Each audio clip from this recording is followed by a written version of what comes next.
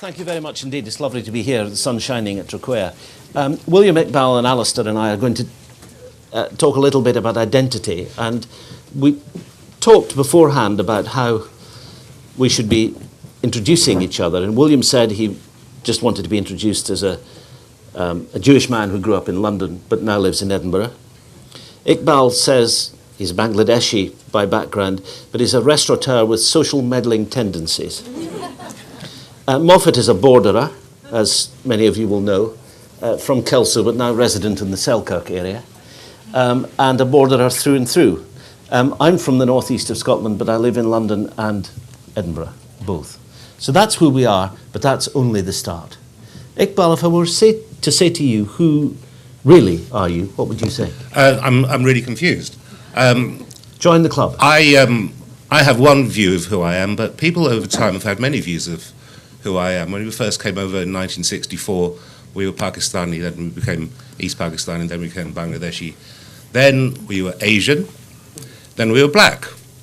Then Asian people didn't like being called black, so we became ethnic minorities, and then we became BMEs, which is black and minority ethnic, and then Asian people didn't like that because Asian wasn't entitled, so we became BAME, black and Asian minority ethnic. And each time this went on, this is all going on, way over all our heads, but this is what we all had to adopt at the time. And 7/7 happened, and the most curious of all, I became a Muslim. And that one stuck, and that one probably defines me the least, but I call myself a Londoner. You see, all this is in the context of what's happening in this country, and I refer to Scotland rather than the UK in this context, very carefully, over the next year, as you will divine. I mean, you probably worked that out for yourselves.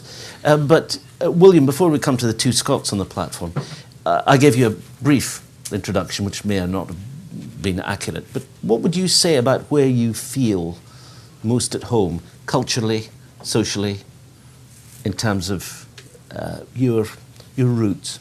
Well, I'm going to start where Iqbal ended, actually. I feel like if somebody, I could call myself British or English, or an English person living in Scotland, or a Jewish British person, or a Jewish English person, but still none of those feel quite right. I also essentially feel like a Londoner, even though I was born and bred there, but I don't live there anymore, partly because I feel like there's Britishness and there's Englishness, and they get very confused, and I think part of that is because London and England feel like two very different places. There's John Major's England, that his famous phrase about warm beer and well, cricket. He stole it from Orwell. Did it come from Orwell? Warm beer and cricket on the village green. It was Orwell. Yeah. But if you grow up in London, that's not your world. That's not your life. And if that's Englishness, then as a Londoner, spinsters no longer cycle to morning communion except in parts of Hampstead.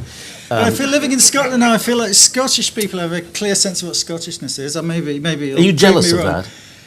No, your wife's because Scottish, it's I think, funny. isn't she? Yes, my wife was born. It sounds like in the psychiatrist's chair, this, but it's not meant to.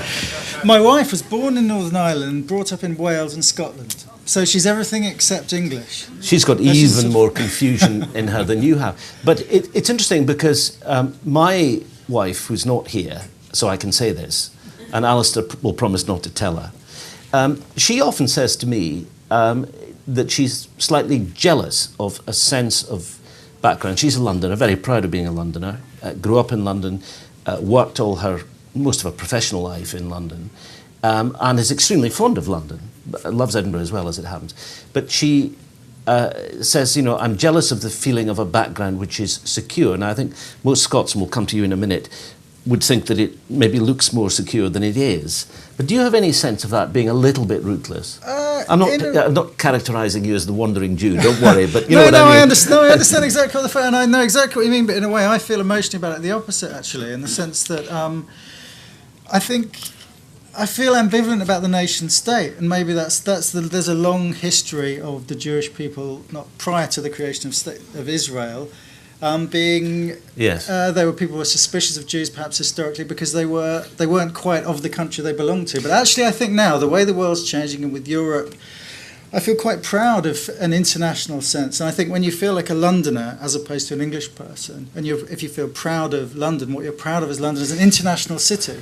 Whereas the idea of Englishness feels quite insular, quite closed-minded. And I think the nation state, I'm not sure what the nation state really does for us. So I don't feel. Well, we'll come back to this desperate because I think that, you know, the politics of the next year in this context, not just in the referendum, but in the context of UKIP, for example, is, I think, quite interesting about how, you know, the idea of Englishness is being defined.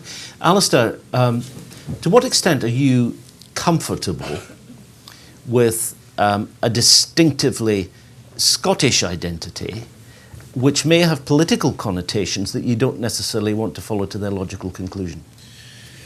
I think the older I get, Jim, the less I think about these labels. I mean, Iqbal produced a bewildering, dazzling array of labels that have changed over time. But the older I get, the more I think of identity in terms of family, in terms of my parents, where I grew up, my extended family, and so on.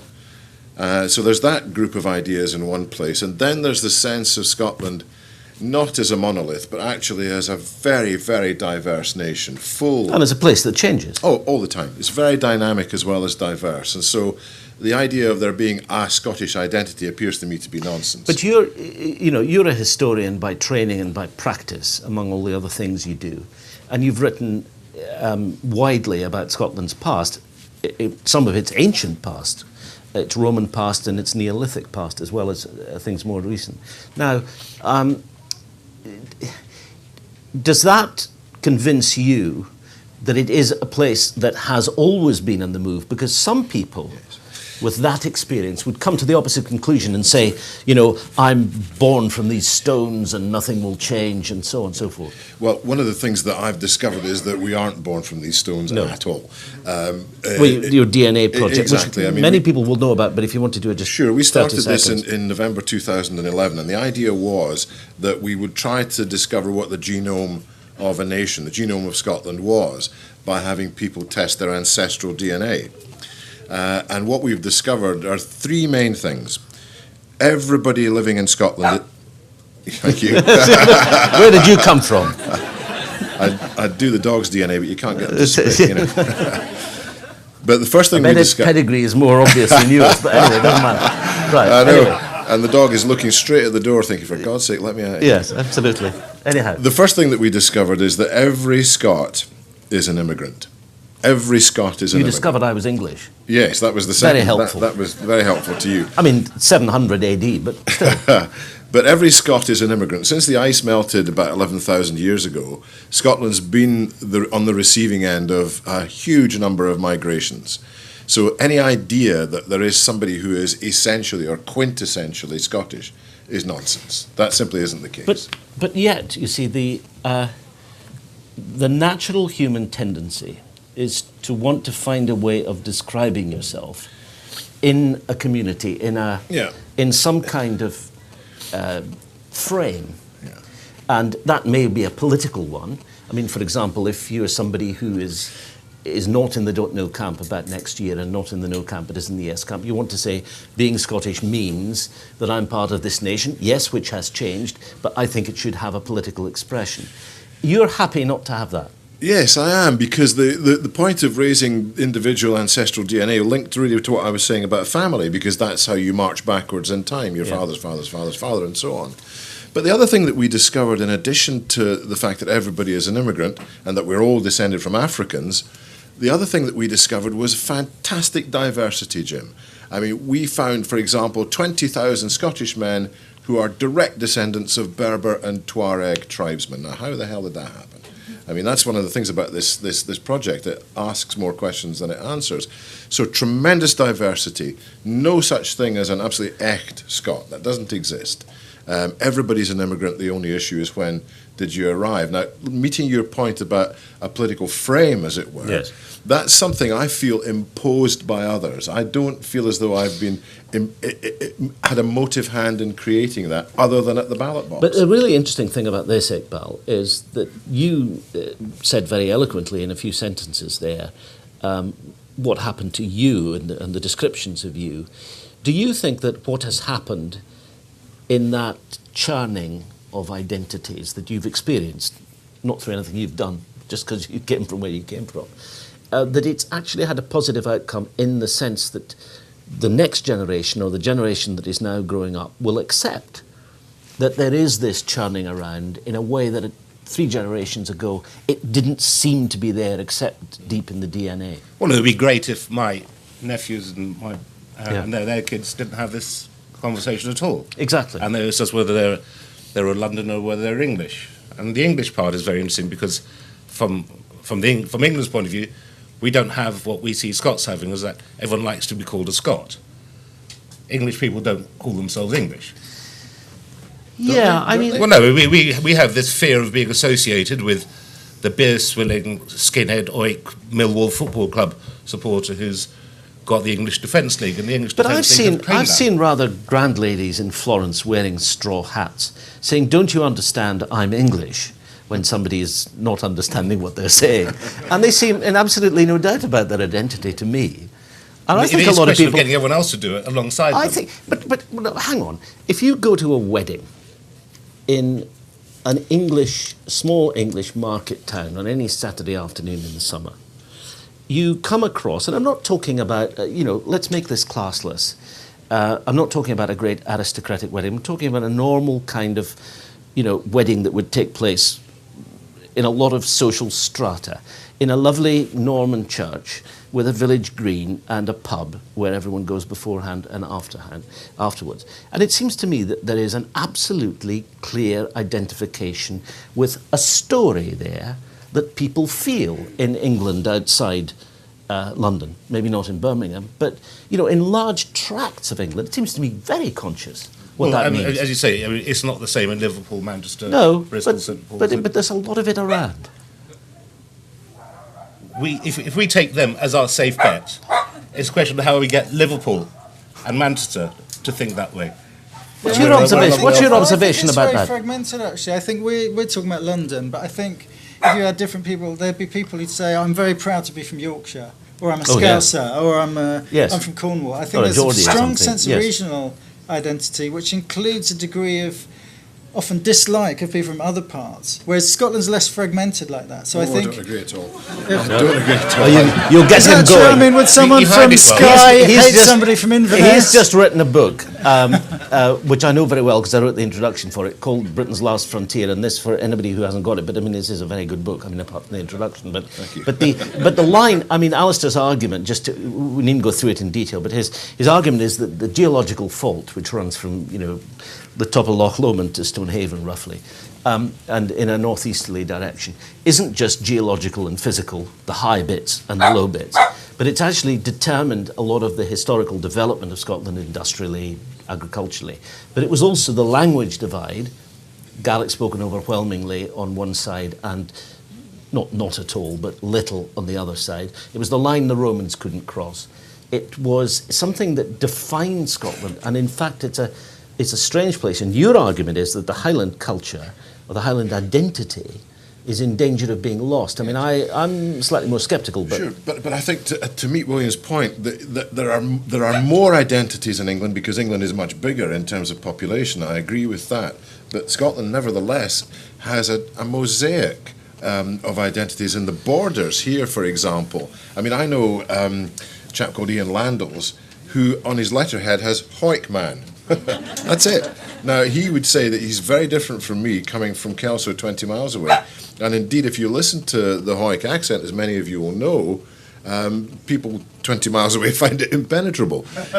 So nevertheless, there are very close local identities. It's hard to see them in a city, I think, because of the nature of cities. But they're there without any doubt. But does it not coexist happily with... I'm from this region and I'm Scottish. Oh, yes. As opposed to an English where you're more likely to define yourself against the people. Yeah. But this is absolutely... that's a good point. Yeah, I agree. Well, isn't this the real point? You see that there are people of let's say, of an internationalist bent of mind, who will say, look, let's leave aside arguments about how much legislation comes through the European Union and how much through national parliaments and all the rest of it. The fact is that a contemporary generation in the UK is quite happy to think of itself as Scottish, English, Welsh or Northern Irish, and that presents all sorts of other problems, but anyway, and British and European.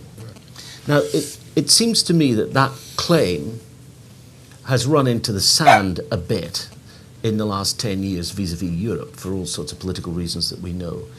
But in UK terms, it seems to me that a huge number of Scots have been very, very comfortable indeed with a double identity of being Scottish and British. Yes, I think that's true, Jim. I think that's true, and certainly that's one of the battle lines that will be drawn in the next year before the referendum. It's a pity the dog's gone, by the way. Walter Scott would have loved that. But nevertheless, I think that's not necessarily a duality. I think it's more like, babushka dolls. That inside each identity there's perhaps another more detail. What I mean is there is a comfort about it.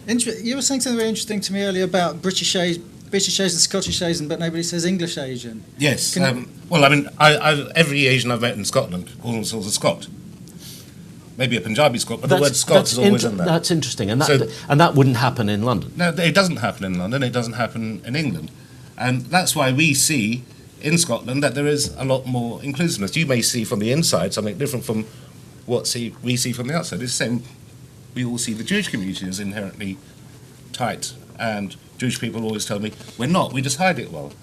Yes, and it's not. Well, answer that, because you would come from the what you would describe, I think, as the secular bit of the community, but you would still, the community, it sounds a patronising word, you know what I mean. Yeah, I know what you mean. Yeah. But the truth is, you would still feel part of you. I think you were saying outside that you went to a school which probably half the pupils were from the North London Jewish community. But what's very interesting about the school, it's a classic London school. There were a lot of Jews, a lot of Asians, and the assembly was a Christian assembly, but there were hardly any Christians in the school, and it was fragmented. And the Jews had to take for Jewish assembly, so they left, and then they started Asian assembly. Well, as long as it's the Old Testament, it doesn't matter. Was quite empty. But I remember, my first novel is a sort of roman clay about school, and the character sort of makes fun of the Christians in the school, because I think there's an element of that. There's an element of great self-confidence amongst the ethnic minorities, in quotes, in London, because actually the sort of white bread English Church of England people are quite a small minority in themselves in London, but they don't have a minority identity. So actually, if you belong to a minority, you fit better in London than if you're just English. Well, that's you don't have a minority. That's a really interesting point, that, because one of the political things that's been teased out over the last few years, when people have worried about the BNP and so on, one of the things that people have said about Essex and so on, and the rise of the BNP in Barking, was that there's a whole slew of the community there, which you would describe in normal sociological labels as white working class, which feels that it's been completely left out, ignored, downtrodden.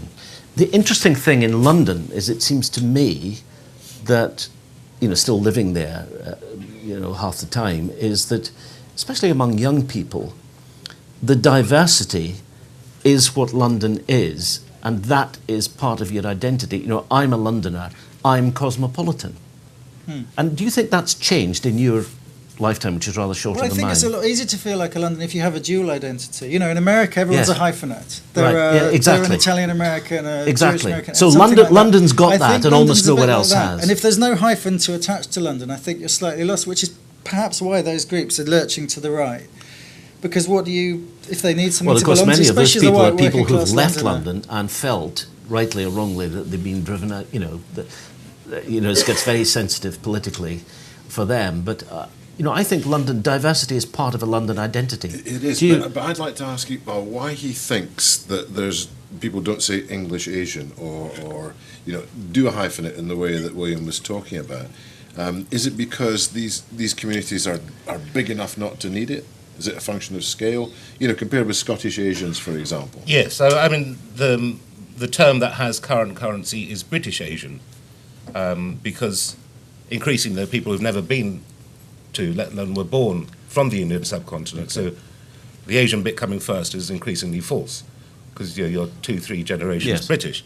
So the British element has to be there. But whether that becomes an English Asian, I think, is largely it's a different conversation from London, where the white working class are the people to worry about. Yes, because they're the ones who are being excluded. Yes, and David Starkey, during the right, said whites are the new blacks. If we take London out of the equation, we look in England more generally, they are moving out of their families. There's a migration process so that we're not living with our mums anymore. And we're not living with our mums, we're probably not marrying the woman that mum told us to marry. And so there is a natural drift out of our own communities in the old sense. Can I make a point about that, Jim? Yes. I looked very closely at the last census because I think London is wholly an exception in Britain in many, many ways. But one of the things that's happening in London is that the number of people who describe themselves in the census as mixed race has doubled in 10 years, from 1 million to 2 million. And what's happening is that, particularly amongst the Afro-Caribbean community, is that Afro-Caribbean men, 70% of them have partners who are not Afro-Caribbean. And so it looks as though that community may, in quotes, disappear yeah. within a really quite a short time. And I wonder if that's not a direction. Is London leading, that trend so far as the rest of Britain is concerned? And this is important for Scotland too, yes. Because it looks very much like, London is, I think, next to Rio, the most multicultural city in the world. It has the most mixed race people and so on. And the trend seems to be accelerating, not slowing. It's accelerating. But the other element of this, surely, is a rather obvious one, isn't it? If you're in a political frame, in our case the United Kingdom, and one country is large and accounts for whatever it is, 40 million plus of the 65 million, it is inevitable that the smaller bits have to polish their identities in order to survive. So Catalonia and Castilian Spain do exactly the same thing.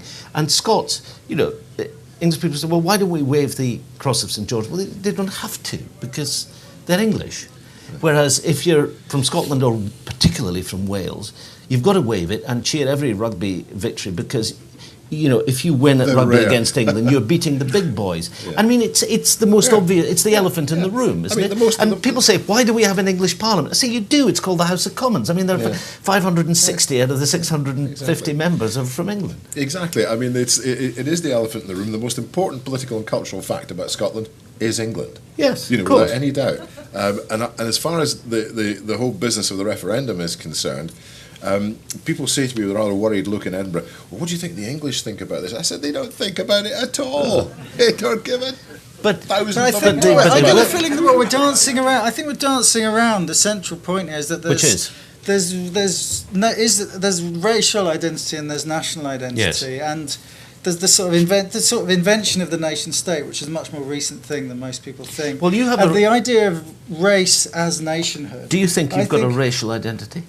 No. Well, no. There's a big debate about this. It's very complicated whether Judaism is a race. Without going into all the ins and outs, but you don't feel it. It's clear if you really look at the evidence, it's not a race. I think more in terms of Englishness.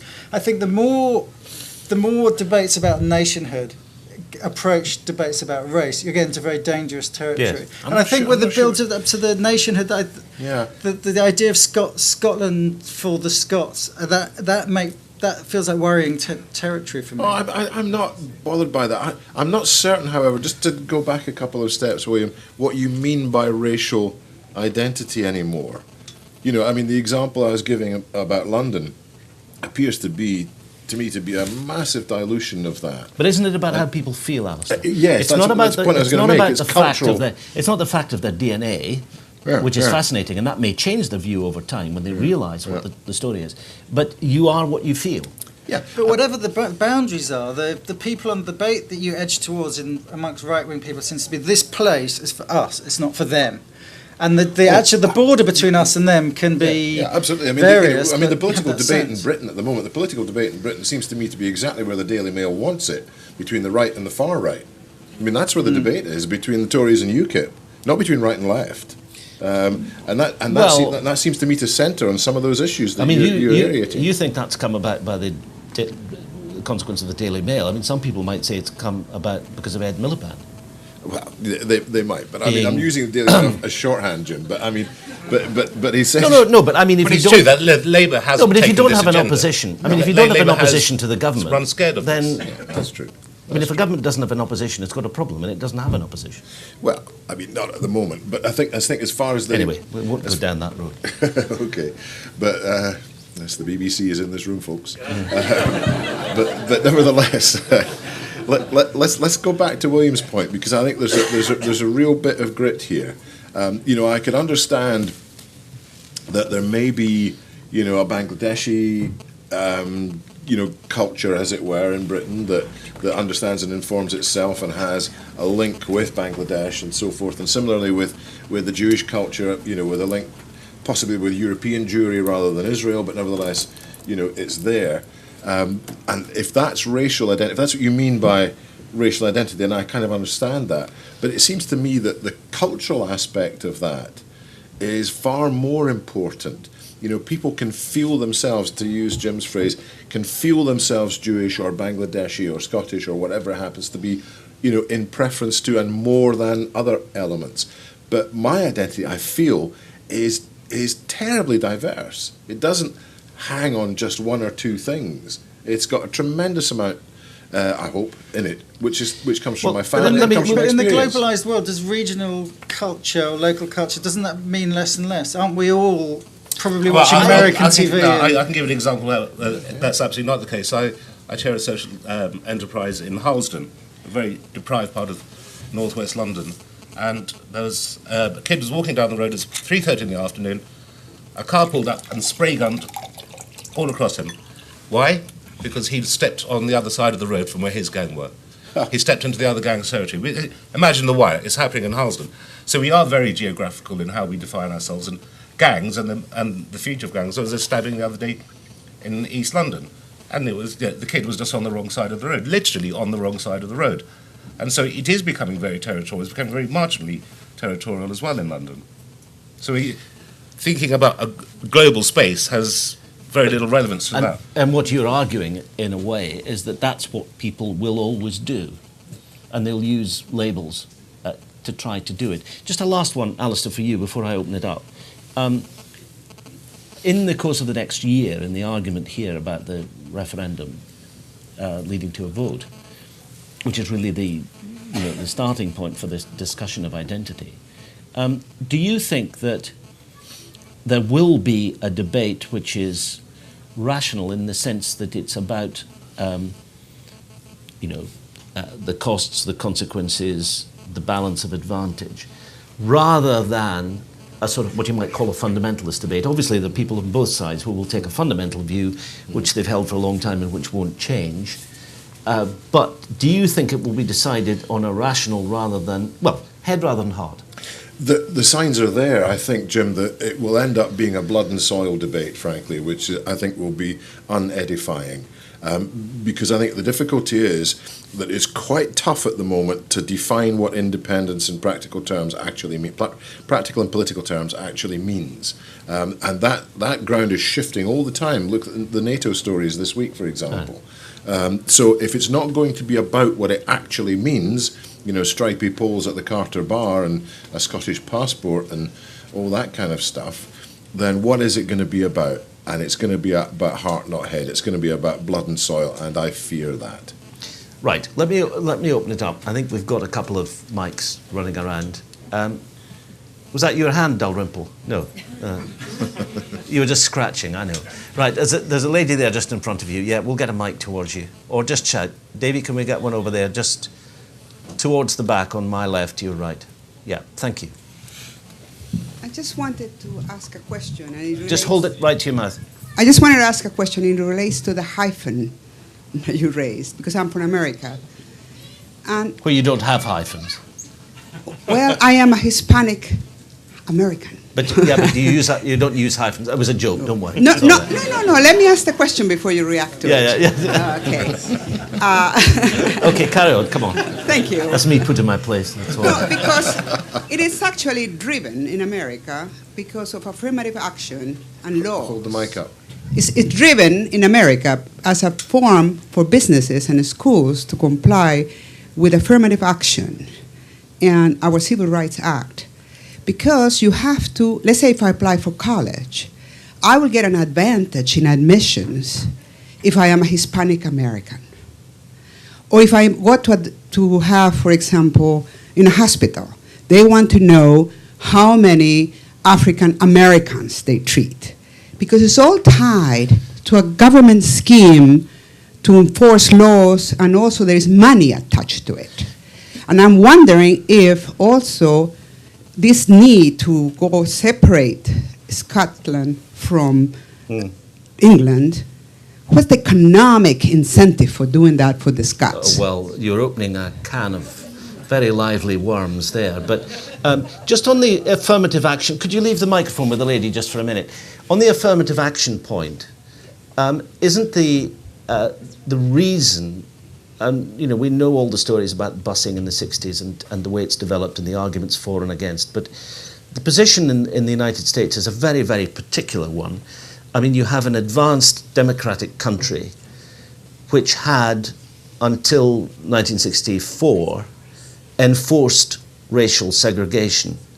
And the guilt of the unraveling of that meant that the story was going to go in a very particular direction in the United States compared with what it would do in any European country. Yes, but the affirmative action and the need to put the hyphen to all the different groups is not only driven exclusively by the African American experience. It goes beyond that. It's about a belief that perhaps we are not moving towards total integration of all cultures quickly enough and trying to erase the differences. Well, it's very interesting. You raised the point about Scotland. Brian Wilson wrote a very interesting piece in the Scotsman the other day. Did you see this about Gavin McCrone's book, in which he said it was quite interesting in Scotland that most nationalist movements begin with a sense of national grievance, that there's a feeling we've been usurped, we've been downtrodden and so on. Now, there are people on the yes side of the vote who would take that view, but most of them wouldn't. And he said it was unusual in Scotland that what they're trying to do is make a rational argument on the economic point because the fundamentalist argument doesn't carry a majority. Do you agree with that? I agree with that. I mean, I used to work in television, as you know, at STV, and we made a short 3-part series which was called "If the English Didn't Exist, We'd Have to Invent Them." And it was true, because Scotland in some ways required that sense of it wasn't me, it was them. And it was always a convenient, hook to hang the blame on, so to speak. One of the few things that attracts me about independence is not having that hook anymore. Let's be the Danes or whoever it is who've got sufficient self-confidence not to have that.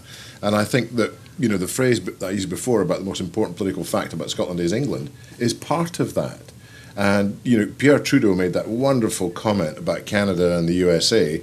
It's like being in bed with an elephant. It's fine until the elephant rolls over. And that's, in a sense, that's happened at times in our history.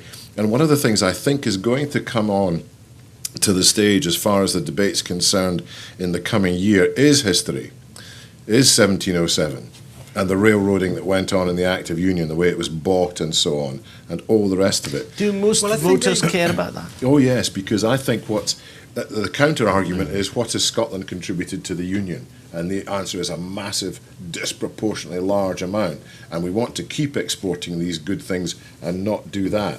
I mean, I care very much about the idea of somehow being separate from England. I think it's madness. These are my brothers and sisters, and I don't want to see a divide. And hell, we'd even lose the Welsh. Well, and every Scottish family, of course, is a cross-border family. Absolutely. But I think this idea of grievance is very interesting, because if you think of nation states, to have a sense of this is us and they are them, one of the only ways to define a sense of us is to have a sense of the them are oppressing you. And of course, Jewish history is the ultimate in that. If there's no them, there's no us. Well, it's a nation state that's been conceived from nothing in 65 years and has a very, very strong sense of identity, because it has before that the ultimate grievance of mass murder of that community, and that's what's made that community homogenous. And I think it's actually what's led Israel astray, and I think it's a brilliant illustration of actually the danger of that kind of really strong sense of homogeneity. And I think that's why Israel has now completely lost its way, because the stronger your sense of national identity, the worse things you feel you can do. I mean, the crudest way to express the sort of view that you've just put about what's happened to Israel is in terms of saying when the balance swung from people who went as immigrants to Israel from Europe to people who went there from Russia, who were used to an authoritarian society, things started to go badly wrong. Do you agree with that? I think it's more complicated than that, but Probably I think where more it relates complicated, is but I I think think the it's quite sense an of victimhood stemming from a grievance. I mean, it's interesting, you mentioned the grievances of the Scottish against the British are very old. And I think one of the key things with the Holocaust and how history develops is to what extent you can inherit victimhood. If something terrible happened to your parents, your grandparents, it's your suffering. But when you're talking about battles that happened 300 years ago, your case becomes much more tenuous. No, indeed. We're just heading towards 4 o'clock, so we're going to stop. Did you want to say something? Or were you just waving? Mike. It's all right. Not waving, but drowning. I just wanted to make the point that in the last session here we were talking a lot about nationalism and in some senses as a positive thing. And I think one of the things running up to 2014 is the importance of distinguishing nationalism for independence. And a lot of people have got no desire to be seen to be nationalistic or to vote for a nationalistic cause, but very much want independence in the sense of freedom to determine who we are. To determine who we are? In what respect? Well, to move away from Scotland defining itself identity. as as against England or as a distinct country from England. To do it on our own. To do it on our own, and for us to decide who we want to be, what we want our values to be, how we want to be defined. It's interesting. Yeah. And do people, I mean, obviously, some people agree with that very, very strongly. I mean, it's a very interesting element of the argument, obviously.